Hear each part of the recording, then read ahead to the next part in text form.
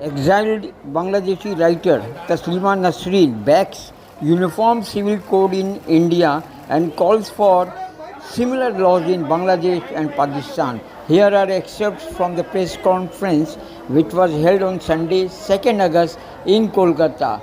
Let's go and listen to what Taslima Nasreen says in Bengali. আচ্ছা, কি জানতে চেয়েছিলেন? জয় গোস্বামী, কালকে আপনি জয় গোস্বামীকে ডাকলেন, সিঁড়ি পর্যন্ত চলে গেছিলেন, তারপর দর্শকদের একাংশ বিশৃঙ্খলা হয়। আমি দেখেছি ওসমান দাও বলেছিলেন যে শান্ত হতে, কিন্তু সম্ভবপর হয়নি। আপনার অনুভূতিটা আপনি কি বলতেন? না, আমার খারাপ লেগেছিল, কারণ ওটা তো শুধু জয়কে অপমান করা হয়নি, আমাকেও অপমান করা হয়েছে, কারণ আমি তো জয়কে ডেকেছিলাম। আর আমি আমার যে ভাষণ ছিল সেখানে তো আমি বাক স্বাধীনতার কথাই বলেছিলাম, যে আমাদের ভিন্ন মত থাকতে পারে, কিন্তু সবাইকে কথা বলতে দিতে হবে, কারো কথা বন্ধ করে দেওয়া ঠিক নয়। আমি তো ঠিক যে কথাটাই বলেছিলাম। যারা আমার কথা পছন্দ করেছিলেন তাদের মধ্যেই কি তারা ছিলেন যারা জয় গোস্বামীকে মঞ্চে উঠতে দেননি? তাহলে তো দুরকম হয়ে গেল না? একদিকে একজন যখন মত প্রকাশের অধিকারের পক্ষে বলছে তখন তোমরা তাকে সমর্থন করছো, কিন্তু মত প্রকাশের অধিকারের জন্য যখন বাস্তবে তিনি আরেকজন কবিকে ডাকছেন, তুমি তখন তার কথা শুনতে চাইছো না। তাহলে তো আমার তো খারাপ লাগবেই, আমার লেগেছে, এবং আশা করি এই রকম অবস্থা আর হবে না, কারণ কলকাতা প্রগতিশীলদের শহর। এখানে সবাই বাক স্বাধীনতা এবং মত প্রকাশের অধিকারে বিশ্বাস করেন বলেই আমি বিশ্বাস করতে চাই। রাজনৈতিক আদর্শ ভিন্ন হতে পারে, কিন্তু সবারই তার ভিন্ন মত প্রকাশ করার অধিকার থাকতে হবে। অনুষ্ঠান শেষে ঘটনার পর আপনার সঙ্গে কি আপনি কথা বলেছিলেন জয় গোস্বামীর সঙ্গে? ঘটনা যেহেতু ঘটে গেছে, উনি অনুষ্ঠান শেষের আগে আপনার বক্তব্য শুনে বেরিয়ে গেছিলেন, আমরা কথা বলেছিলেন বা কথা বলেছিলেন? আজকে না, কথা হয়নি, কিন্তু আমি কথা বলবো। এটা শুধু মানে আমি আজ বা কাল আমি যাবো তার বাড়িতে কথা বলতে, এটাও ভেবেছি আমি। তাসলিমা দি, আপনি তো তিনটে সরকারকে দেখলেন, বাম সরকার, তৃণমূল সরকার এবং এখন বিজেপি সরকার। এই তিনটে সরকারের মধ্যে আপনার চোখে কি পার্থক্যটা আপনি দেখতে পারলেন? পার্থক্য তো আছে। এক সরকার আমাকে বের করে দিয়েছিলেন, দ্বিতীয় সরকার আমাকে আসতে দেননি, তৃতীয় সরকার আমাকে আসতে দিয়েছেন।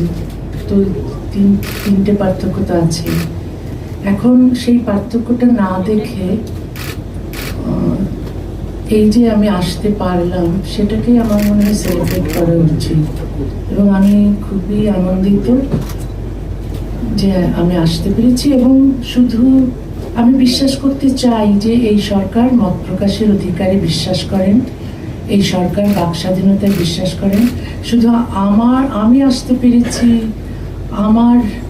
আমি প্রকাশ করলেও আমি এখানে এই শহরে বা এই রাজ্যে প্রবেশ করার স্বাধীনতা পেয়েছি, সেটাতেই আমি সীমাবদ্ধ থাকতে চাই না। আমি চাই অন্য যাদের ভিন্ন মত আছেন তারাও যেন একই রকম স্বাধীনতা উপভোগ করেন।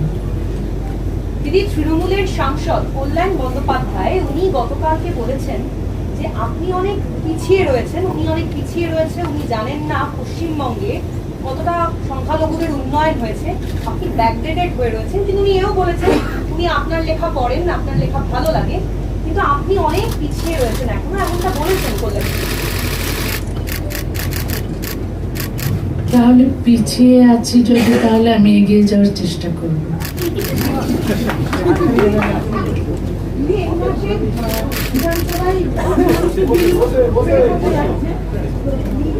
বিলটাকে আপনি মুসলিম সমাজের দিক থেকে কি একটা অগ্রগতি বলে মনে করেন? হ্যাঁ হ্যাঁ, অভিন্ন দেওয়ানি বিধি তো, সেটার জন্য আমি 40 বছর ধরে সংগ্রাম করছি।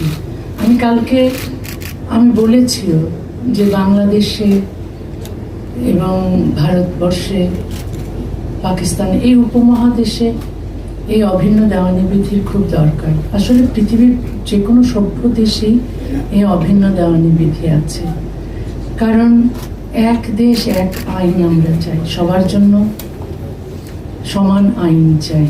বিশেষ করে নারীরা ধর্মীয় আইনের অধীনে যদি থাকে তাহলে তাদের বিরুদ্ধে বৈষম্য আমরা দেখি, নির্যাতন দেখি। তো সেইগুলো চলে যায় যদি আমরা সমান অধিকারের ভিত্তিতে অভিন্ন দেওয়ানি বিধি তৈরি করি, এবং এটা মাস্ট, এটা সভ্যতার প্রথম শর্ত। কারণ এখানে আমরা দেখছি মুসলিম মেয়েরা বৈষম্যের শিকার হচ্ছে। বাংলাদেশে হিন্দু মেয়েদের কোনো অধিকার নেই, ওখানে হিন্দু মেয়েরা কোনো পিতার সম্পত্তির অধিকারী হতে পারেন না। তারা ওখানে হিন্দু পুরুষেরা বহুবিবাহ, ওখানে তাদের বহুবিবাহ প্রথা তারা উদযাপন করেন। যে কোনো হিন্দু পুরুষ প্রচুর বিয়ে করতে পারেন, কোনো হিন্দু মেয়ের ডিভোর্স করার স্বাধীনতা নেই। কিন্তু ভারতবর্ষে সেই হিন্দুদের জন্য যে আইন ছিল 1956 হিন্দু অ্যাক্টে, সেটা সমানাধিকারের ভিত্তিতে করা হয়েছে, কিন্তু বাংলাদেশে করা হয়নি। সুতরাং হিন্দু মেয়েদের ওখানে স্বাধীনতা পেতে হলে, অধিকার পেতে হলে অভিন্ন দেওয়ানি বিধির দরকার, এবং সেটা সম্পূর্ণ সমান অধিকারের ভিত্তিতে হতে হবে। বাংলাদেশে মুসলিম মেয়েরা বৈষম্যের শিকার ধর্মীয় আইনের কারণে। তো এই সমস্ত বৈষম্য চলে যাবে যদি অভিন্ন দেওয়ানি বিধি সমানাধিকারের ভিত্তিতে করা হয়। দিদি বাংলাদেশে হিন্দুদের ওপর টর্চার, সেখানে মারধর করা, খুনের ঘটনা এবং ধর্মীয় স্থান সেগুলো ভাঙচুর করা, একটা রাম মন্দির হচ্ছিল, সেটাও সেখানে করা যাবে না। ধর্মের অধিকার, মত প্রকাশের অধিকার যে কোনো দেশের ক্ষেত্রেই সত্যি হওয়া উচিত। বাংলাদেশে ডক্টর ইউনূসের জমানা হোক বা তারেক রহমানের জমানা, কোনো ডিফারেন্স দেখতে পাচ্ছেন? বা আগে শেখ হাসিনার জমানায় কোনো ডিফারেন্স দেখতে পেয়েছেন এই তিনটে রেজিমে? না, খুব একটা পার্থক্য নেই। হিন্দুরা অত্যাচারিত আগেও হয়েছে, এখনো হচ্ছে। যে খালেদা জিয়ার সময়, এরশাদের সময়, হাসিনার সময় এবং এখন ইউনূসের সময় এবং তারেক জিয়ার সময় একই রকমভাবে হিন্দুরা অত্যাচারিত হচ্ছে। তবে ইউনূসের সময়টায় বেশি অত্যাচারিত হয়েছে। হাসিনার সময়ে যে অত্যাচারিত হয়নি তা নয়। এখন যে হিন্দু বিদ্বেষী মানসিকতা যদি তৈরি হয় মানুষের মধ্যে, তাহলে তো ওটা হবে। সবচেয়ে দরকার হচ্ছে শিক্ষা, যেখানে হিন্দু, মুসলিম, বৌদ্ধ, খ্রিস্টান সবাই সমান, সবার নাগরিক অধিকার এক, সবারই বেঁচে থাকার অধিকার আছে, যার যার ধর্ম পালন করার অধিকার আছে, এবং কারো অধিকার নেই অন্যের ওপর আক্রমণ করার। এই শিক্ষাটা যদি সরকার থেকে দেওয়া হতো, এই নানা রকম মসজিদ মাদ্রাসা করে ধর্মীয় শিক্ষা না দিয়ে, কারণ অনেক মাদ্রাসা মসজিদে এই অমুসলিমদের প্রতি ঘৃণা শেখানো হয় সেই বাচ্চা বয়স থেকে, তখন তারা ওই রকমের একটা হিন্দু বিদ্বেষী মানসিকতা নিয়ে বড় হয়ে ওঠে। তো সরকার যদি এই মাদ্রাসাগুলোকে নিয়ন্ত্রণ করে, ওখানে কি শিক্ষা দেওয়া হচ্ছে, তাহলে হয়তো এগুলো অনেকটাই নিয়ন্ত্রণ করা যেতে পারে, এই বিদ্বেষগুলো। কিন্তু সেই রকম কোনো উদ্যোগ কোনো সরকারই নিচ্ছে না। কারণ এই সরকার, যতই সরকার আসে, তারাই সবই ওই ধর্মান্ধদের ভোটের জন্য ওদের সঙ্গে আপোষ করে। ওরা যা চায়, ওরা কোনো মুক্ত চিন্তককে মেরে ফেললেও তার বিরুদ্ধে সরকার ব্যবস্থা নিতে চায় না। তারপরে হিন্দুদের উপর অত্যাচার করলেও সেই সব সাম্প্রদায়িক ঘৃণা মানসিকতার লোকদের বিরুদ্ধে ব্যবস্থা নিতে চায় না, কারণ মনে করে যে তাতে তাদের ধর্মীয় অনুভূতিতে আঘাত লাগবে।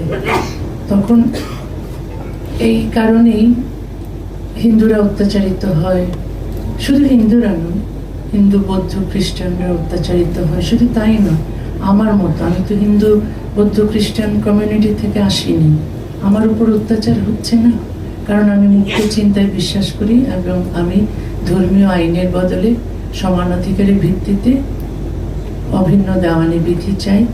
যেহেতু আমি যে ধর্ম নারীকে যৌন দাসী হিসেবে গণ্য করে সেই ধর্মের আমি সমালোচনা করি। সমালোচনা তো করতেই হবে, নাহলে সংস্কার কি করে হবে, না হলে সমাজকে, একটা অন্ধকার সমাজকে আলোয় কি করে নিয়ে আসবো, একটা পিছিয়ে থাকা সমাজকে কি করে এগিয়ে নেব। তারপর এই যে ধর্মান্ধতা, কুসংস্কার, তারপর নারী বিদ্বেষ, নোংরা পুরুষতন্ত্র এত জাঁকিয়ে বসেছে যে এগুলোর সমালোচনা না করলে সমাজটাকে বদলানো যাবে না। সেই কারণেই আমি সমালোচনা করি বলে আমাকে দেশ থেকে বের করে দেওয়া হয়, আমার ফাঁসির জন্য মিছিল হয়। এবং শুধু তাই নয়, যে মুক্তচিন্তকরা আমার মতোই কথা বলতেন, সেই মুক্তচিন্তকদেরকে আপনারা জানেন কিভাবে নৃশংসভাবে খুন করা হয়েছে। কিন্তু তারপরও আশা ছাড়ছি না, চেষ্টা করছি যে সমাজ কি করে সভ্য হবে, কি করে মেয়েরা সমান অধিকার পাবে, কি করে মানবাধিকার থাকবে। কারণ এইভাবে কিছু মানুষ চেষ্টা করে যায় কোনো একটা সমাজকে পরিবর্তন করার জন্য।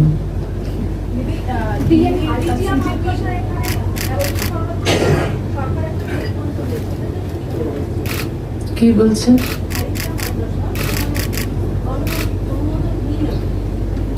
না, আসলে আমি মাদ্রাসা সম্পর্কে যতটুকু জানি, বাংলাদেশের মাদ্রাসা সম্পর্কে আমার যেটা মনে হয় যে মাদ্রাসাগুলো থাকা উচিত নয়। কারণ অনেক সময় মাদ্রাসা দেখা যায়, সব সময় নয়, অনেক সময় দেখা যায় যে মাদ্রাসাগুলোতে জিহাদি তৈরি হচ্ছে। কারণ এখন আপনারা যদি দেখেন নিউজগুলো, মাদ্রাসায় শিশু ধর্ষণ চলছে, শিশু নির্যাতন চলছে, বলাৎকার চলছে, এবং ইমাম, মাদ্রাসার শিক্ষক এরা ধরা পড়ছে, এরা জেলে যাচ্ছে। কিন্তু এদের এই শুধু তো শাস্তি দিলে হয় না, এই শিক্ষা ব্যবস্থার পরিবর্তন দরকার। মাদ্রাসার আমার মনে হয় না কোনো দরকার আছে, কারণ এই মাদ্রাসা থেকে পাশ করে কেউ কিছুই করে না। মানে কেউ, এটা হচ্ছে কি যে ওরা এক ধরনের ভিক্ষে করে খায়, চাঁদা তোলে খায় না। তো এই মাদ্রাসাগুলো না হয়ে বরং সব মাদ্রাসাগুলো সেকুলার স্কুল হয়ে যাওয়া উচিত। আর প্রচুর মসজিদ গড়ে উঠেছে যেগুলো জিহাদি তৈরির কারখানা। তো সবগুলো বলছি না, কিছু কিছু। তো ওই একটু মানে কিছু হলে কেউ যদি টাকা কড়ি করে তাহলেই না একটা মসজিদ বানিয়ে দেয় কোথাও। তো এত মসজিদের দরকার নেই, এত মসজিদের দরকার নেই। এটাও আসলে সরকারের কন্ট্রোল করা উচিত, এবং সরকার নিজে থেকে ধর্ম প্রচার করুক সেটাও তো ঠিক নয়। কারণ সেকুলার কান্ট্রি হতে গেলে ধর্মকে রাষ্ট্র থেকে পৃথক করতেই হবে, এবং এটা সভ্যতার প্রথম শর্ত। সেটা প্রত্যেকটা দেশে, সভ্য দেশেই আছে, ধর্মের সঙ্গে রাষ্ট্রের কোনো সম্পর্ক থাকতে পারবে না। তো এইসব অনেক কিছু আছে যেগুলো করলে সমাজ উন্নত হয়, রাষ্ট্র ব্যবস্থা ভালো হয়, এবং মানুষ অনেক অধিকার এবং স্বাধীনতা নিয়ে বাঁচতে পারে। আপনাদের সোশ্যাল মিডিয়ায় আমি ফলো করি, আপনি জুলাই মাসের লাস্ট উইক একটা টুইট করেছিলেন এক্সে, এই সিজেপি এই ছাত্রদের মুভমেন্ট নিয়ে একটু ক্রিটিক্যালি আপনি বলেছিলেন যে এর বাংলাদেশের প্যারালাল জব আপনি বলেছিলেন এটার পরিণতি কি। বাংলাদেশের যে 2024 যে ছাত্র আন্দোলন হয়েছিল ওটার মতোই মনে হয়েছে। কারণ সেই ছাত্র আন্দোলন বাংলাদেশের 24 আমাদের বোকা বানিয়েছিল। কারণ আমরা ভেবেছিলাম সত্যিকার সব ছাত্ররা এসেছে, তারা কোটা চাইছে না, কোটা উঠিয়ে দিতে চাইছে, তো ঠিক আছে, এটা হতেই পারে।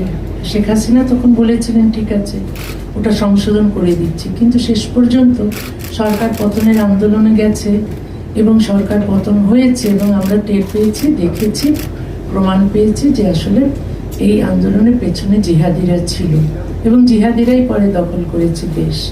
তো পরিণতিটা ভালো হয়নি, সেই জন্য আমি বলেছি সব ছাত্ররা কোথাও জমায়েত হলে বা আন্দোলন করলে সেটা যে সবসময় যে খুব পরিণতি ভালো হয় তা নয়।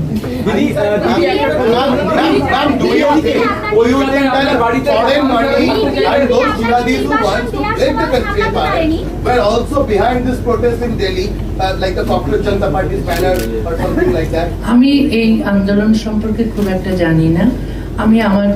উনি জিজ্ঞেস করেছেন যে আমার কি মনে হয়েছিল, আমার প্রথম একটা ভিডিও ক্লিপ থেকে ওটাই মনে হয়েছিল। আমার জাস্ট মনে হওয়াটা আমি লিখেছি। কলকাতায় আপনার বাড়িতে সাইবারে থাকতে চাইলেন? আমি এখনো সিদ্ধান্ত সেটা নেইনি। ওটা তো ভাড়াতে ছিলাম, ওটা নেই এখন আর। তো যদি আমি এখন পর্যন্ত সেটা সিদ্ধান্ত নিইনি, কখনো যদি নিই তাহলে আমি নিশ্চয়ই জানাবো যে আমি এখানে থাকতে চাইছি।